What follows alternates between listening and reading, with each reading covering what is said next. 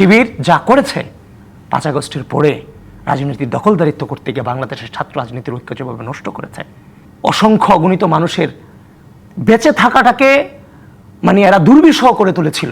এক মেট্রো স্টেশনে আমি গত 7 মাস ধরে মানে মেট্রো স্টেশনের 4-5 মাস ধরে মেট্রো স্টেশন মানে মেট্রো রেলে উঠি না, কিন্তু পহেলা বৈশাখের এক মেট্রো স্টেশনের ঘটনাকে কেন্দ্র করে মানে এক ভিডিও কালেক্ট করে ছেড়ে দিয়েছে যে ছাত্রদলের আবিদের সাথে সংঘর্ষ, সব বট পেজ থেকে জামাত শিবির একসাথে ছেড়েছে।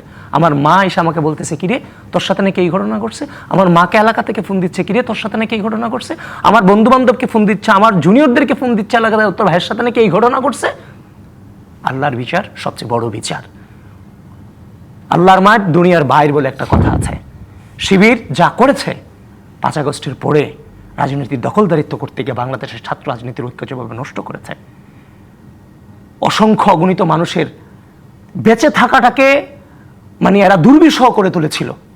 তো গতকালকে যে মহান সৃষ্টিকর্তা আমাদের হাতে যে ডকুমেন্ট এনে দিয়েছে, গোটা জাতি এদেরকে এখন ধিক্কার দিচ্ছে। ঢাকা বিশ্ববিদ্যালয়ের প্রত্যেকটা স্টুডেন্ট এদের বিচার চাচ্ছে। যেখানে তার নাম ছিল ভিপি সাদিক, এখন তার নাম গুজব সাদিক স্টুডেন্টরা বলছে। এটাই আল্লাহর বিচার।